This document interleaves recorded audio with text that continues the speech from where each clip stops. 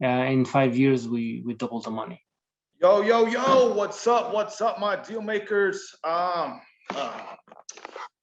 So today I am going to be by myself because Will is in Guatemala.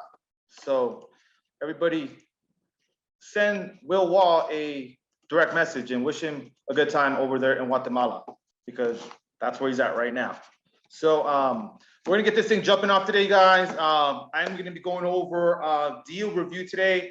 And today I'm gonna cover a couple deals. One deal that we're right about to buy and a deal that I think we passed on. And then we're gonna leave it open up to question and, ask for questions to everybody. So if it's your first time, you guys, make sure that you're using the chat and put in your Instagram, put in all your social media, everything else. So that way you guys can connect.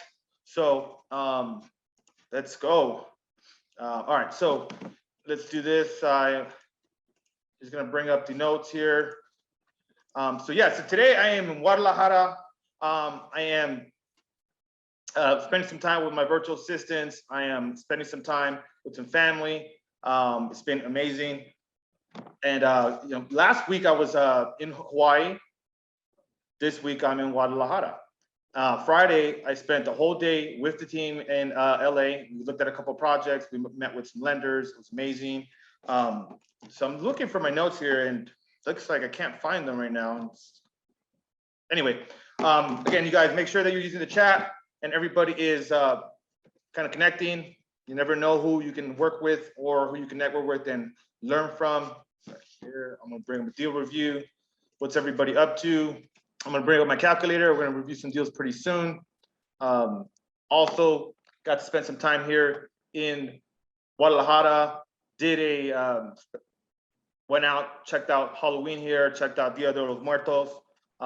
Amazing vibes here. All right, so where's everybody from? Let's see if I get some familiar faces here. Let's jump right in. So if you guys have any questions, just hold them to the end because I'm gonna be going through just each of those deals I'm bringing up right now. See, I got my man Andy in the building. Ben, what's up? Eric, what's up, you guys? You guys, I'm going to a deal review. This is a B Street property, a property that we are in escrow right now. We got the property sent to us through a wholesaler. We were negotiating it for some time, and it's a manufactured home. So it's a little bit different than the normal stuff that we do, but I flipped a mobile home before, so I'm pretty comfortable with that. We also, highly vetted the deal. But it's not the average kind of deal. So I'm going to go into the property here in a second, but let me just bring up the flip calculator. All right, so this is the flip calculator here, guys. We're going to be going through this. I know you guys a lot of you are familiar with this, but this property here is in Rosamond. It's Antelope Valley. All right, so we went to go look at this property and we noticed that it was basically a duplex and it was on a huge lot. So can everybody just give me a thumbs up if you guys can see okay, so just so you guys know, one of the first things that we do when we're analyzing deals is we take an aerial view just to make sure that if there's no deal killers. Because a lot of what we do, you guys, is we're disqualifying deals to see if this is a deal breaker. It's right by a railroad track or it's next to a huge commercial property or something like that. So we got it from a wholesaler. We went out there, looked at the property. And what's interesting is that my project manager, Paul, he already was familiar with the property because he had talked to the seller before, but the seller wanted a much higher price. So he didn't negotiate a deal, but he was very familiar with the property itself. And I've had that happen before too. When you're making offers on a consistent basis, then you're you're likely to come across a deal that maybe you might have seen before in the past already, or somebody knows the deal within your team. So let me just get rid of this here. Okay, so we zoom in here, as you see, has a pretty large lot here. It's this property here. This is the mobile manufactured property here, and then this is the another single family residence. But the property owner was using this more as a storage. But we did like the big lot size. We like the purchase price. He wanted, I think, 180,000 for the property. We ran our numbers and we kind of needed to be in the lower 100, 115, 120, 125 range. And so we drove the property.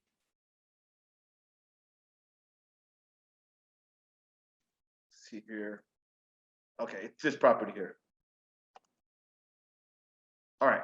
So you see this, it's nothing fancy. It's just an entry-level property in a surrounding area. I wouldn't even call it the suburbs, because it's almost like the desert. It's more of a tertiary market. This is the manufactured home. And let me see where Eric's Rosemont property. So we got the comps, and I was skeptical at first because I was like, well, here you go. So we got the comps here, and you're looking for is like for like, right? Other manufactured, other property that's in the same asset class for that. So we got these 8 comps here. We zoomed in and we saw that there was definitely some spread there. If we can get the property at 115, 120, 125, that it would have some room. You see this property here, 255,000. So what we're always trying to do is we're really trying to get our exit comp. We get the property that is most like the property that we're going to be putting back on the market. And if you see this Jackson Avenue property, it's a manufactured home. It's clean. Doesn't look like it's a full rehab or a flip or anything, but definitely looks like it's clean. We're going to be superior to that, but because it's a manufactured home, we're not going to be super bullish on the ARV either, simply because it's not as many people want to buy a manufactured home. Now, also keep in mind though, we have that other structure, and that structure, it really isn't livable. It's more of like storage. It's very small. And so we're just going to make that storage as well, just going to clean it up. And so now they're going to have this full manufactured home plus additional storage plus the bigger lot. And so that's one comp that I was very confident about because it was 250. And these entry-level properties are also not really putting a ton of money into. What you're basically doing is just doing it as cheap as rehab as possible, or I don't like to use the word cheap. It's more entry-level Home Depot rehab. You're not spending that much money on any of the materials. You're just going with the entry-level materials. So we looked at those comps. We got 160 here. That was a canceled listing. We have pending here. Also, again, another manufactured house. This one, though, is, I think, rehab, or at least it's much cleaner than the other one. No, I'm actually, let me take that back. It's not, because you can see it's lived in. But just another property, 269.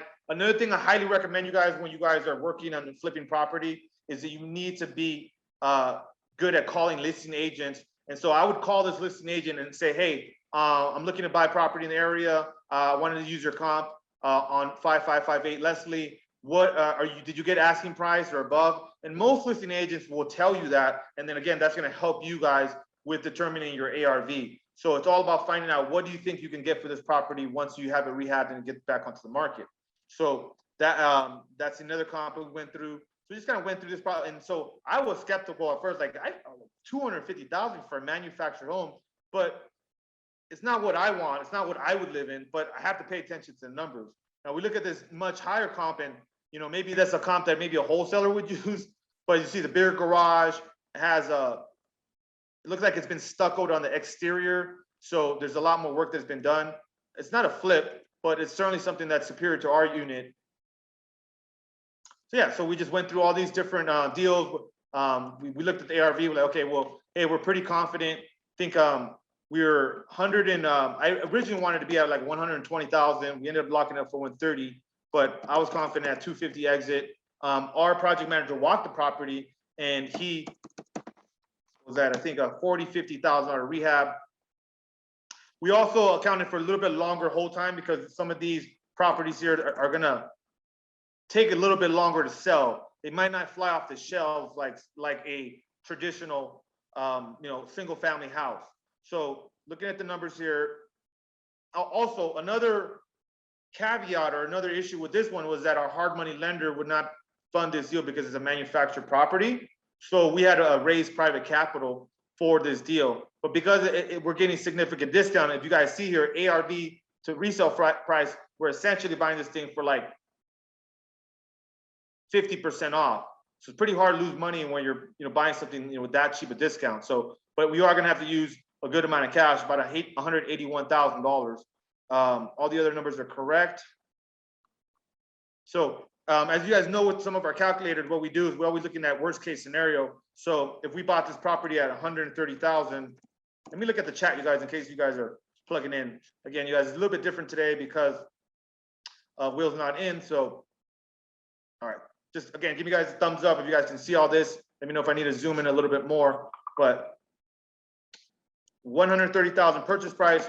And I don't look at the best case scenario first. I always like to look at the absolute worst case scenario, because what we're always looking for, you guys, is properties that have a very controllable or a worst case scenario that we could live with, but then enough upside potential where we're like, hey, if we do things right and we execute, we're going to get, paid for that. We're going to be rewarded for that. So $130,000 on this particular property purchase price. And then I think the worst case scenario in my mind was somewhere around $200,000 because it has a big lot size. And I think the worst case scenario on the rehab, if everything hit the fan, we'd be somewhere around $75,000. I think this was 210. Yeah, that's correct. Let's see if there's anything I'm missing here. Okay, we still got to put 100% down. Somewhere I think it was 70. Just because the house, the actual manufactured home is pretty clean. We're just going to have to trash it out and then just do one kitchen upgrade, 2 bathrooms, just cosmetic stuff, entry level stuff, and it shouldn't really exceed that. So as you can see, the absolute worst case scenario here is that we would essentially lose $15,000 on this deal. Now, that's usually the max that I'm willing to lose, 10, 15 grand.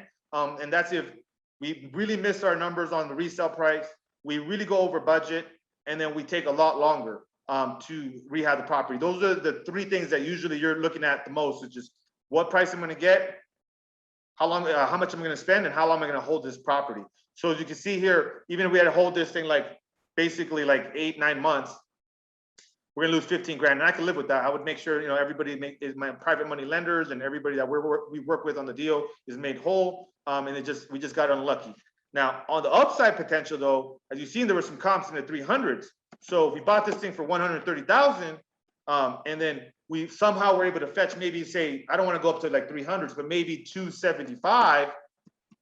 And then I think 50 is still gonna be around but let's say we get lucky and we save some money and get the right contractor, get some good deals on materials, $45,000 to rehab that property, assuming it also gets done on time and on budget. 135 days could be something that we can get this thing done by.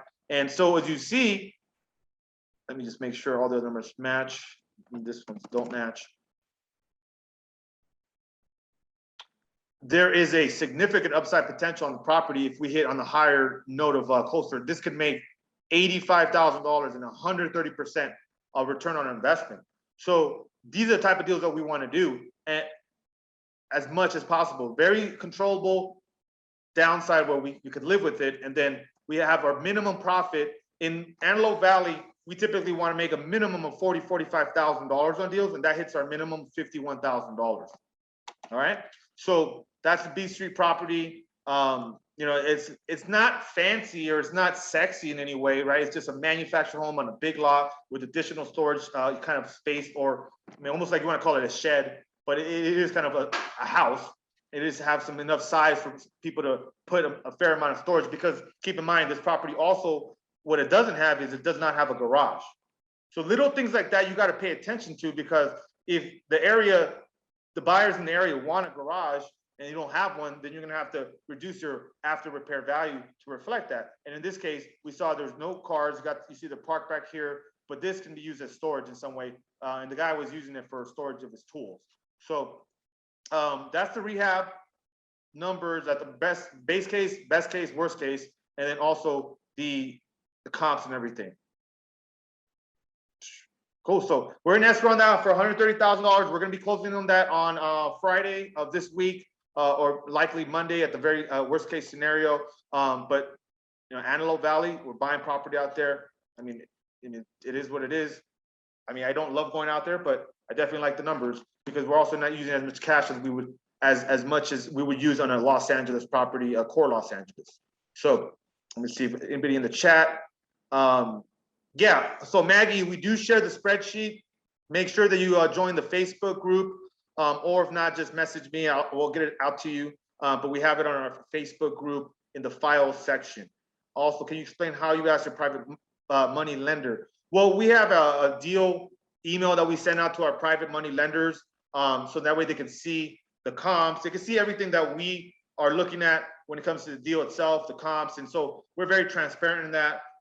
We don't ever take down deals that we wouldn't, use our own money for. So I just posted something about that recently. So that's basically what we do. We send an email out, has all the specs, has the numbers, has the summary of the deal, and so that way they can be informed as to whether they want to invest in the deal or not. What's up, Camo? Hey, what's up? What's up, Tristan? Okay, Sergio, what's the name of your private Facebook group? So I don't have the link here, but if you type in Alex Camacho TV into Facebook, should come up, and then we'll get you added to the Facebook group. There's about 500 people now. I can't believe that we have that many people now. It's insane. So next deal, we're gonna review is a deal I recently passed on, and that deal is on 29 Palms. So anybody have any questions about this manufactured home that we're taking down? You see, here's the numbers here. Again, 130 purchase price, ARV somewhere around 250. We have 50,000 holding for about 6 months, worst case or base case scenario. All right, cool. Thank you, Ben. Appreciate you. We're trying to get as much done. My VA is not available for the webinar today, and neither is Will. Will's in Guatemala, so now I'm in Guadalajara. I'm doing the best I can, and I'm juggling a lot of things, you guys. So thank you guys for your patience. All right, so that's B Street. Excited about that one. We'll be closing on that soon. Second deal we want to review is 29 Palms. It's kind of an outline area as well. All right, cool. So this is the email that we get from the team. Looks like we had this hot lead come in. This is the property itself. And as I showed you guys earlier, first thing I always do is Google Maps. First thing I do is check if there's anything I really don't like about the property or some type of deal killer. So looked at this one, and there's a lot of Airbnbs in this area now with Joshua Tree and a lot of these areas that are in the desert where people are going out there and just kind of doing this glamping. So you see the property has a pretty big lot there, but as you can tell, it's kind of in the middle of nowhere. I mean, it's pretty far out there, right? And so I'm not jumping all over this opportunity, but since we know Joshua Tree, it's not too far by, and we know that 3-4 million people are going to Joshua Tree every year. I mean, that's a lot of people. Think about it. That's 300,000 people that are going to this destination on a monthly basis. So there is people that are going there, and people want to go to the park. They do want to stay out there for a couple of nights. Usually go for the weekend or go for a couple of days or for a week. So the demand is there because of the Joshua Tree area, which I think Joshua Tree is, I don't know if it's west over here. Yeah, so it's Joshua Tree. Yeah, so the Joshua Tree entrance is right over here. So it's not too far. This is the lead we got. So hot lead from Lily, one of our virtual assistants that came in from agent wholesaler. Here's the property photos. And we just take a look at the property, see. And and one of the things I didn't like about this property right away is that I noticed that most of all the comps were dialed in Airbnbs. And I'm going to show you guys that right now in a moment, because what you're doing is you're taking in all this information and these different data points to help you make decisions and help your judgment on the deal itself. To the average person, you're like, wow, this is just like a house in the middle of nowhere. But when you know that there's a large demand of people going out there, then it gives you more confidence to potentially do a deal. Now, the big challenges are when it comes to rehabbing property that far out is that the labor and getting contractors to go out there. Think about that. It's a 2-hour drive, an hour and a half drive. So, less contractors are going to want to do that, or they're going to want to charge you more, right? So just went through all the pictures, a lot of land. House didn't look completely like run down, but it definitely looked like it was, needed some work.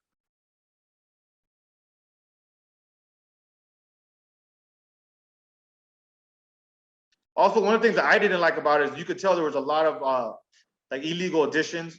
If you look at the attachments here, let me know if you guys can see this new attachment here. Let me just share this. But we looked at it, and it was like 1 bedroom, 1 bath, sold for $21,000, 600 square foot house with 108,000 square foot lot. So it's a little bit more than 2 acres. So, but when I look at the pictures themselves, I didn't really see like that was a 600 square foot house. It looked like there was a lot of illegal additions. And normally that's not like a big deal, but some of these additions can end up being very poorly made. And I mean, you got to almost get rid of them sometimes. So let's see this picture here. They're trying to highlight, I guess the proximity potentially to like Joshua Tree. So, here's finally in front of the house. Yeah, as you can tell, not a lot of curb appeal. It looks like it's sagging over here on this side, and it certainly doesn't look like a 600 square foot house to me. So we ran the comps, and one of the things I noticed in the comps, like I just said earlier, was that a lot of them said that they were an Airbnb. And so what's happening now is people are selling property kind of like as an Airbnb. Like we're able to transfer the Airbnb profile that you already have. What's going on? That's a comp. Okay. Oh, sorry. Okay. So the comparable market analysis.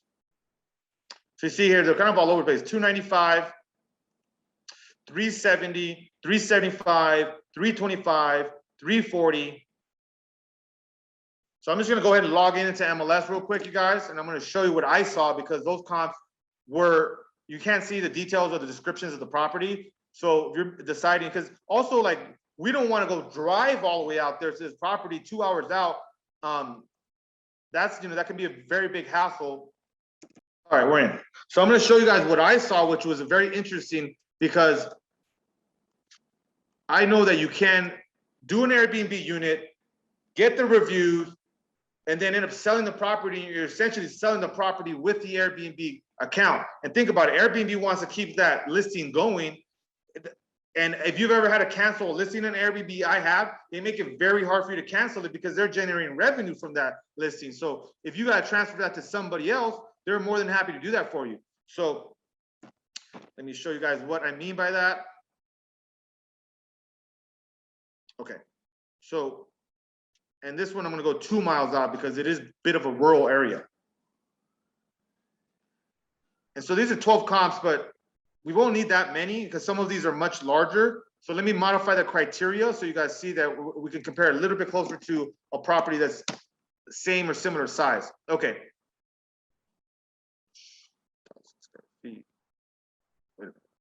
As you see, like as soon as I refine the search down, the comps really, really changed. And then the only comp that really I see is this big one here, or the smaller one, same size. Look at the description, you guys. This stunning 1 bedroom, 1 bath home is nestled on 5 acres. So right away, this is like on more acreage than us. And then if you look right here, there's a couple of more things here. Currently an active Airbnb. So there's already reviews for this property. And like I said earlier, you can just transfer that over. And so you're selling more of a property kind of as a business, more than like this traditional house that you're flipping. And so the comps can be a little bit deceiving. If we look at the pictures, it's unique. It's different. It looks rehab. And as you look at this tub, it's different, right? So it's a smaller house, and I guess it's a true comp, but I don't have an Airbnb account for this property that I'm going to be able to transfer over and say, hey, this property has 15 reviews, 50 reviews, and then you could just basically take it over and then just start generating income from it and bookings from it right away. So since I don't have that, I can't assign the same ARV for that property because we don't have the same thing. It's not a true apples to apples comparison. Does that all make sense, guys? Yeah, cool. So, but from the naked eye, you won't see that. You only see like, oh, okay, this comes for 350. Yeah, we can buy it for what, the asking price that they wanted for it, which right here, we'll see right here. The asking price, he says, highest bid is 183,000. If someone came in a little stronger, it would get us a deal. All right.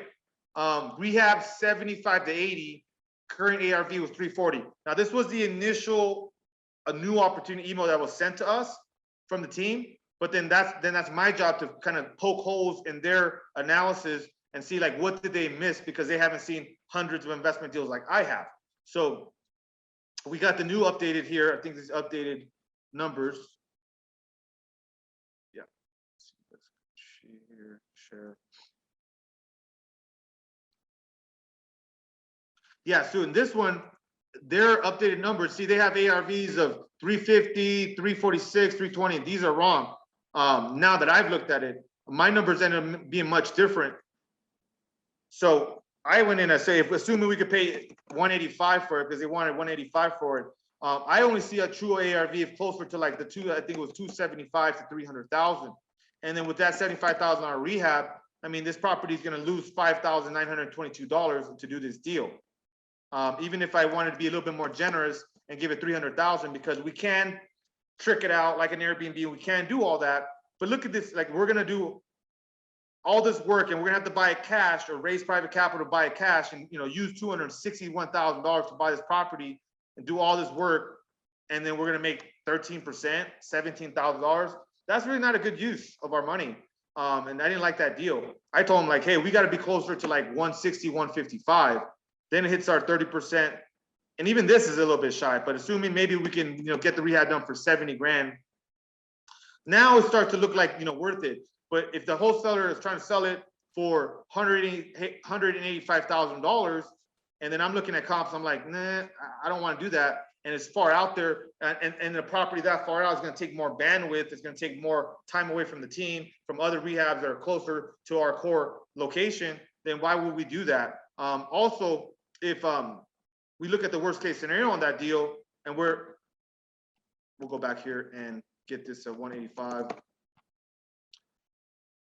185.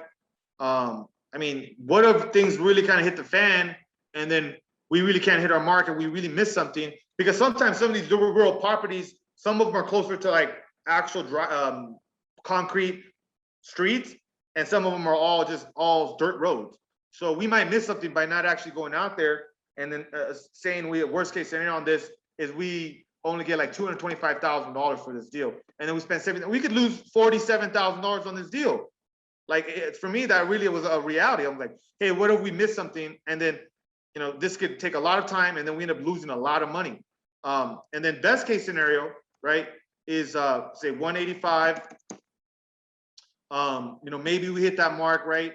325. I think our best case scenario for me was 325, and then we think we can maybe get this thing. I doubt it's gonna be anything less than I think 55,000. And that's being super generous. 55. So 150 days. Honestly, I think the best case was like 60. Yeah. So the best case scenario was it looked okay, right? It makes $60,000. You got your hand raised, Ulysses. What's up? What's your question?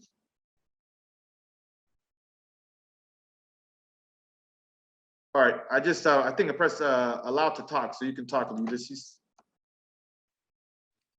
Hey, my bad, man. I had the phone in my pocket, man. Sorry about that. Okay, no problem. So let me see if there's any other questions in the chat. Okay, none. So yeah, as you see there, like it doesn't hit our minimum desired profit for the area. The downside to it is significant. Like I don't want to lose 50 grand or $48,000.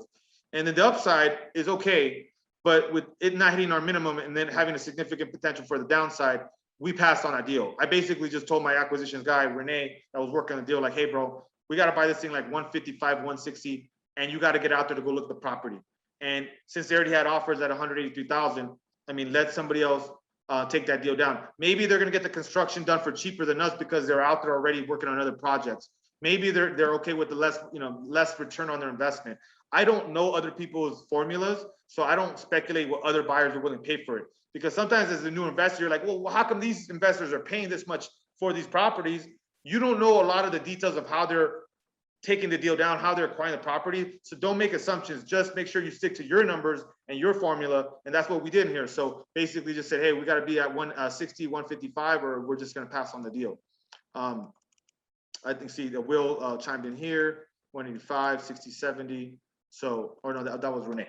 So that was the other opportunity that we recently passed on a couple of days ago, or at least we made an offer on it, but we didn't move forward on it because it's just too far off from where we want to be at. So those are a couple of deals. I have another one here I want to share with you guys. We're actually in escrow on this one as well. Shout out to my guy, Mark. Mark, if he's on the call or not, we're doing the deal together. He's been an avid tribe member. He's been taking action. He's a newer investor, and we got this deal, and we pretty much just locked it up because he wanted to work with us on the deal. So new opportunity, here it is. Oh no, Twinberry. So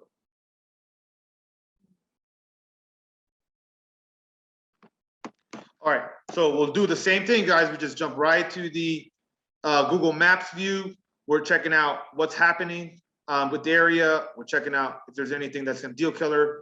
I don't think there was anything on this one either. We did a deal pretty close by here on the I Street. Sorry, did a couple deals here in this pocket. So kind of the area, standard Antelope Valley house. Got some good amount of curb appeal. And we like the deal. I mean, it wasn't a home run deal. It's more of that base hit deal, right? I think it goes here. Yeah, here you go. And so it has some curb appeal, just like dated. Another reason why we like to do deals in this area is because the homes tend to be a little bit newer built compared to some of the parts of Los Angeles. So we don't need to upgrade as many electrical panels. We don't need to change as many roofs. Therefore, the rehab budgets are less. And that way we can rehab the properties faster and then put them back onto the market faster when we're doing a full flip, a full rehab, right? And so show you the purchase numbers on that. Oh, there. Opportunity, Twinberry. A lot of Twinberries here. All right, here we go. So asking price. So it came to us already, and it was already like locked up at $243,000. And then you see here the rehab budget, and then ARV comps. We have another adjacent property that's sold. It's also on Twinberry Lane. Maximum allowable offers 243 because that's what we got the contract under. So looked at the pictures. Always want to see right away what the condition of the property is. Got a lot of videos as well. So Mark did a good job of documenting the condition of the property. Let's see if you guys had any more chats. Sorry about that.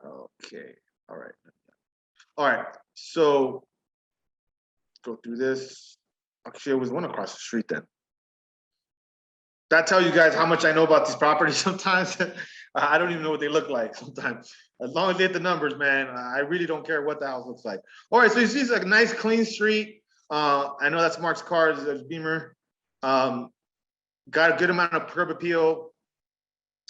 Didn't look like it was, even the grass is green, right? So that's a positive sign. When it's a tight deal, you want it to be a light rehab. And I say tight, I mean, it's just not like a home run deal. Like it's not a slam dunk. So went through the pictures, didn't see anything that I was scared of. Just looks like it looks like a nice paint job. You can see here, like, I mean, the stucco's in good shape. Fence could, probably be reused, just painted. Yeah, like it looks like it's overall maintained. You see a guy out here, I don't know who this, I think this might be the home inspector, but I'd get rid of these though, and this looks dated. We did do some landscaping there. But you're always looking for improvement of the curb appeal, because these entry-level properties, usually there's a first-time home buyer family that's gonna buy it. So, you want the husband and wife pulling up and, oh, honey, I love it, and just have a good impression of it from the very beginning. Again, stucco looks in great shape. We're gonna probably have to upgrade these windows, although some of them might be salvageable. You know, just that dated tile. Has some nice vaulted ceilings here in the living area.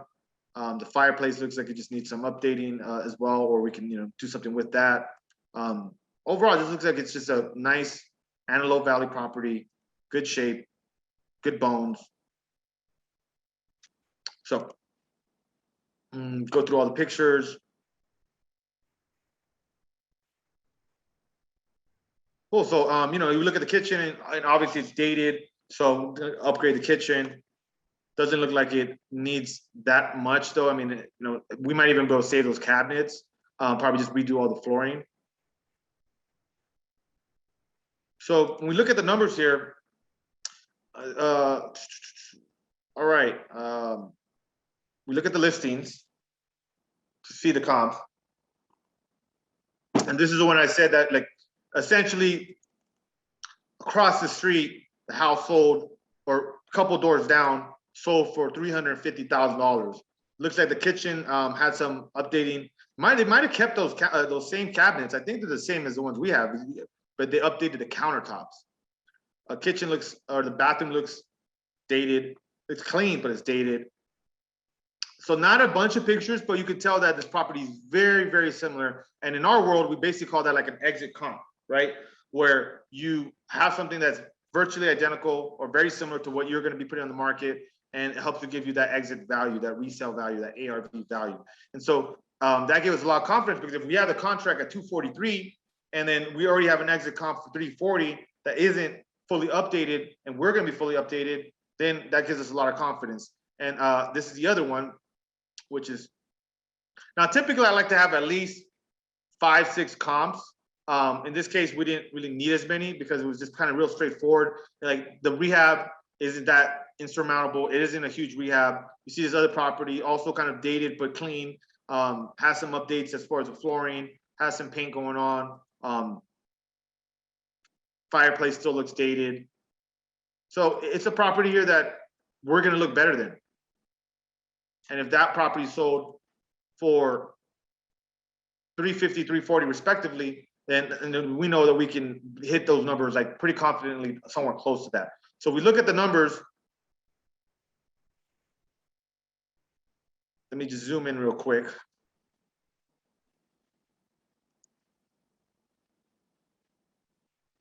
Okay, it's not letting me zoom in.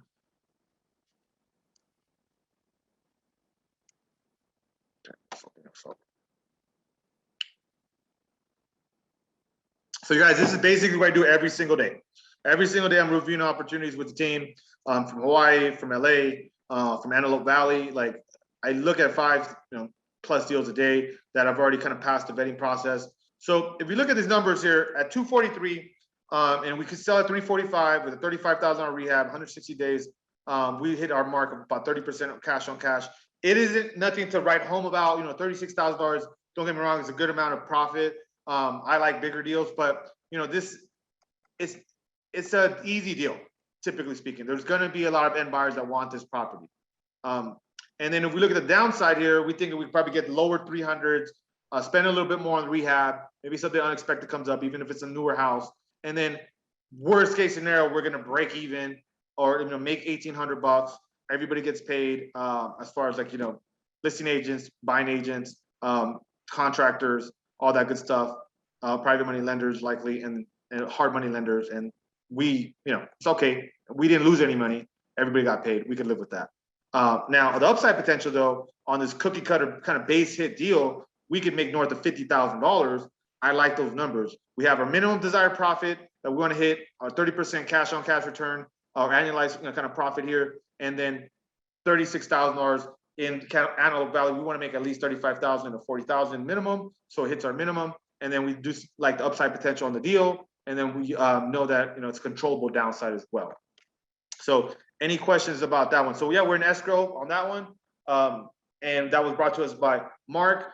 He's been taking a lot of action. We wanted to work with us on it. We're funding a deal. He's getting a percentage of the profit, And then, and we also gave him some money up front of his acquisitions. So then that way, he can continue to do marketing and find more deals for himself. And so, there's different ways you can structure deals when you're working with people. People don't have to come work for you, or you don't have to go work for people if you, don't have all the cash to do the deal. So let me just, sorry, I'm bringing up this chat. So that is Twinberry. So I think we reviewed B Street property, which we're buying, the mobile home flip. I'm sorry, manufactured home flip that we're going to be closing on this week. We reviewed a deal that we passed on, and now we just reviewed another deal we have in escrow that we're also going to be closing on sometime later next week. All right, so that's it. Oh, Ulysses was on here. So this is what I'm gonna do now, guys. I'm gonna let everybody in, and let's see here. Promote the panelists. Let's see. So I haven't had to do this before, you guys, as far as promoting everybody to panelists, so just bear with me as that we get everybody in there. Promote the panelists, promote the panelists. I don't know why it's not working. Okay, here we go. Promote the panelists. And then we can just talk and chat for another 15 minutes. And I'm gonna be going to dinner with my team, with my remote assistants, my virtual assistants. Promote the panelists. So, what's up, you guys? Any questions? Hopefully, you guys got some value from that. We always love sharing deals, how we're getting them, how we're funding them, how we're estimating the rehabs. Oh, really good, man. The numbers went over the deals. It helps out pretty good. Yeah, man. You just looking at numbers every single day, reviewing deals every day, you get better and better at making offers. Better and better at analyzing deals. And my guy was trying to push me to do that 1 in 29 Palms because of the numbers look good. Like, oh yeah, we can get 325,000 and make a lot, but we don't have an Airbnb account set up on that property like all these other people do. So, what's up, Amari? Hey, we got that new deal to go look. So take a look at that one too when you get a chance. What's up, Tiago? In the building. Someone's asking Hey, in the man. chat about the Excel spreadsheet. It's in the Facebook group. Okay. Alex is one. Oh, Tiago, I want to introduce you to somebody too. I'm going to make an introduction. He's my joint venture partner on the Maui deal. He wants to get more involved in some syndication stuff or some deals in multifamily. So I'll make that introduction. Good dude. Hey, Heaton, Yep. I saw your post. I sent him already a message. Oh, okay, cool. All right. Well, I don't have to introduce it. Well, I'll introduce him anyway, just so he knows that I know you personally. Okay. But good dude. One of my best partners. Great. We just closed our first syndication, so very excited. Share. Can you share the details on that? I was saying we bought the property for 2.4. This is in North Carolina, Charlton. 24 units, and we raised 1.2 million, and minimum investment for LPs 50K, cash on cash 9.3. In 5 years we doubled the money, but the biggest point was cost segregation, where everybody was very excited because with the 50K investment on the first year, you got 17,000 in tax reduction. So that was the cherry on top of the cake for everybody. Okay. Cost segregation help people kind of put them over the edge, huh? Yeah. At least our money partners were eager to find deals to save some on taxes part. So good problem to have, man, when you need some tax benefits. I know. I still don't have that problem. So a good problem to have. I want that problem. That's true. I have that problem actually. Anybody else want to share any wins or any challenges or anything they want from the group? I'm trying to promote everybody to panelists, but I've never done this, and this is taking a long time. I don't know what's going on here, but whoever's already promoted, you're welcome to chat.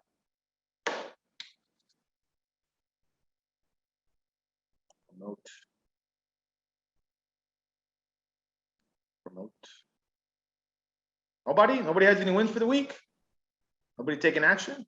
Well, we can the interesting topic of the week is the Zillow issue, and how do you think that affects your strategy to buy? I know it's obviously you make the money on the purchase, but do you see the Zillow sell off and issues affecting this business? Well, they were kind of in that race with the other iBuyers to like become the brand name of all the actual buyers, the iBuyers, and they lost. That's basically the way it is, the way I've understood it. Open Door seems to be the winner, and Zillow, remember, still is making a lot of money on as an internet real estate company. So I think they're just pivoting and saying, hey, we're not for the house flipping business. So as far as like how that's going to affect us, I found with a lot of those iBuyers, they had very specific buy boxes. So they're not going to be buying like the problems or the challenge deals or the stuff that's a little bit more exotic. So I mean, if you're a problem solver doing deals, like you're always going to be able to like do deals even if iBuyers are around or not.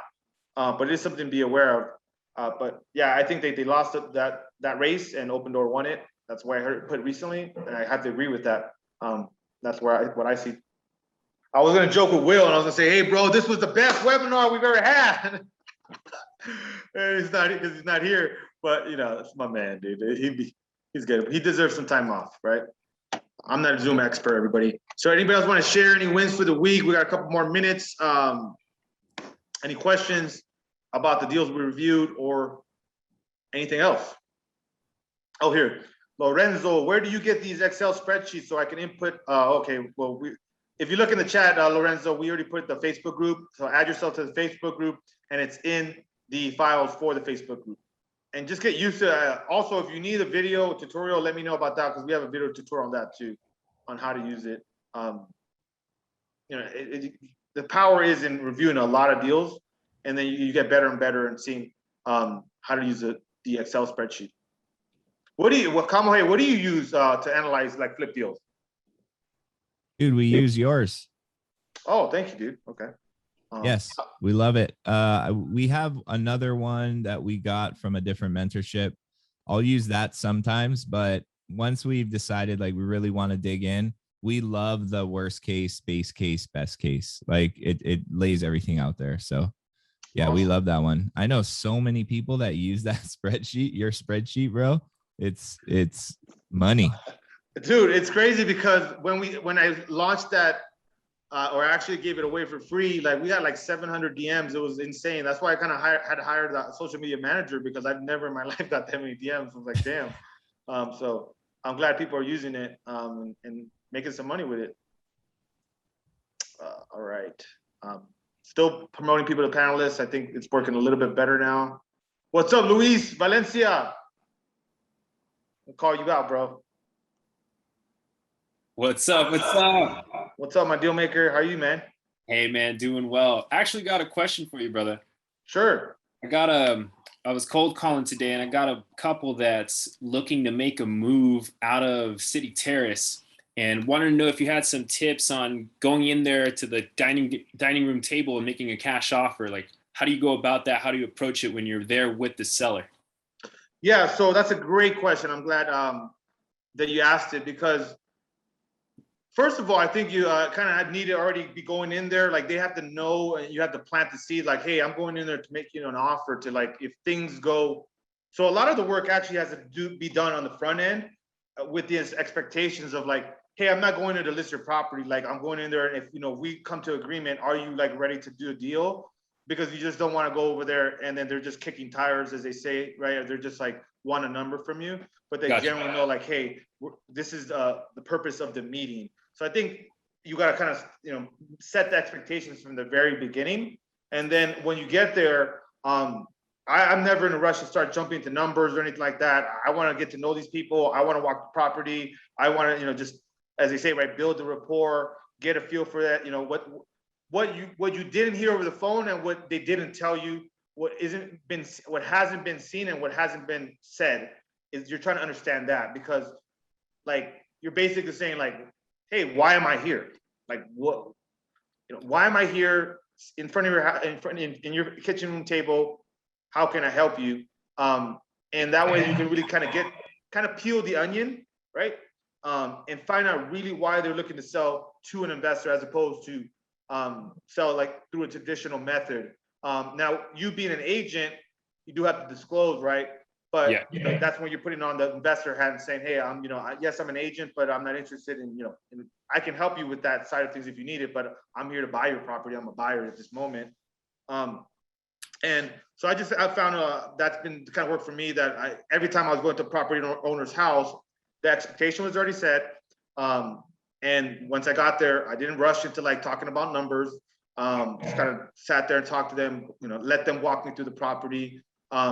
I don't hardly ever say, oh, look at that. Like, even if it's like a really bad situation, like hoarder or is really ugly situation going on, they're still human. So just kind of having that human touch, it worked for me very well. And just not being thirsty for the deal, if that makes sense. Like saying like, hey, I want to put a good deal together, but I'm not desperate to buy a house. It needs to make sense for you. I used to say, I wanted to make sure it's a win for you, Mr. Homeowner, and that it works for us. Like, I don't even say like win for me. I just like that it works for us. And just asking a lot of questions, I think, is important to really getting down to the details. And then what else? I mean, I do go off a script. It was mainly just kind of filling out why they decide to sell. And then once you're sitting there, being comfortable asking those difficult questions is also something that it just takes practice. Like, and asking like, well, if we were to put a deal, if we were going to put something together, would you be ready to? Well, how soon would you be ready to move? Things like that. Or hey, sometimes like kind of a little bit of a skeptical buyer, right? Like prove to me you want to sell. Like, okay, well, why don't you just rent it out? Or why don't you just sell it with a regular agent? Or why don't you do this? Like, they have to almost kind of convince you in some way that they want to sell to you. And it sounds kind of, I guess, counterintuitive, but you're basically like saying, hey, like, just prove to me that you're really serious about selling the property, and that I'm not here just like wasting my time, that you do have interest to sell this property. And then just having your paperwork in order, ready to sign a deal right there and then if they're ready to make a deal happen. And then I also I know like every part of my contract. So that way, if there's any question about the contract, that I'm able to answer that, and I'm not hesitating. I'm not, fumbling my words. If they ask me a question about specific terms or specific lines in the contract. So I think that's also important, just, having that confidence in knowing your paperwork. So then that way, when you go to sign it, on the dotted line, they might have questions and you're able to answer them without any hesitation. And then they're like, okay, this guy's the real deal. Like, he's serious. He knows what he's doing. And then also, once you come to an agreement, just kind of telling them what happens from there, being like also clear about that. Okay, so what's going to happen next? Or so what we're going to do from here? Like, using that type of language has also worked very well for me, just because that means like, hey, you're kind of now you guys come to agreement, or you guys are pretty much coming to an agreement. This is what we're going to do from here. And kind of walking them through that, because remember, you might buy houses often, but they don't sell houses that often most of the times. So they need someone to kind of guide them through that. And they just keep letting people in. And so that's also been very helpful for me to just kind of, take charge and say, hey, okay, now we came to a deal. Let's move this thing forward. This is what we're gonna do from here on out. Yeah. And sometimes you have to be kind of like I remember one time I was buying a property from a homeowner in actually City Terrace, in East LA. And she started getting really emotional while we were there. And she got emotional because like it's been a house in her family for a really long time. And I wasn't in a rush, I was like, oh, let me let her kind of, just let her go through those emotions. And because of that, I was like, hey, after we signed all the paperwork and everything, like, I understand what you're going through. Like, would you like to go grab some lunch? Like, they have great Mexican food in East LA. So I was like, hey, well, you guys want to go grab some lunch? After this, it was me and, her and her, I think her husband and somebody, some other handyman that they had there. They said no, but I think the gesture really like meant a lot to them. They're like, hey, I'm a real person. I know I'm buying this property. I know it's kind of a business transaction. but like I would like to get to know you, and if you want to go grab some lunch, like I'm happy to go do that with you too. So it goes a really long way. I had another property owner that I bought a property for too, that he wanted to cook for me. I mean, this was kind of a hoarder situation. It was a very tight kitchen, and I mean, the food was, he's from Romania, and the food was a little bit kind of different. But I mean, I sat there and ate the food, man. Pretty much. It was what it was. It tasted good, but I was like, man, like I don't know what I'm eating right now. Oh man. Yeah. So you never know what you're gonna get, come across when you're sitting across people's. But just being comfortable in that kind of somewhat uncomfortable situation goes a long way, because it just tells them like, hey man, this guy's a normal person. Yeah, he's an investor, but I mean, somebody that I'm leaving my house in good hands. Kind of that kind of feel, right? For sure. Thanks a lot, Alex. Yeah, you got it, man. You remind me of the war stories, man. Yeah. Anybody else have any questions or any comments, concerns, complaints? We're about to wrap this up. I apologize if it wasn't as well organized, you guys, as normal, but hey, I think we did as best as we could. Okay, when dealing with contractors, do you handle the materials or do they? And tips on picking the right materials. Okay, so Juan, it's kind of a hybrid. It depends on the project. For the most part, the contractor for our business is handling the material pickup for the most part. We just found that just works with us better, because we don't have a project manager there that's going to be pick up materials, and that's really not our process. That's not our business model. So that's kind of the way we run things, and we let the contractor do it. But we're very, very clear on the budget, and as long as it's hitting that budget, then it's up to them on getting the materials. What software do you use to project manage your flips? So we use a combination of RE Simply, which is our main CRM, our main database for our business, and Excel, where we have these scope of works that, if you want to remind me, I wish I can go ahead and upload like just a basic scope of work into the Facebook group, and then you guys can take a look at it there. But with the project management, like you have to be super detailed with the contractor. And also Mari started do a rock star job of that with us on our team, where he's putting a lot of systems in place to have the contractor sign off on what they're going to be charging us, and in what installments we're going to be paying them. Because we don't want contractors coming in any time of the week saying, hey, I want to get paid, I want to get paid.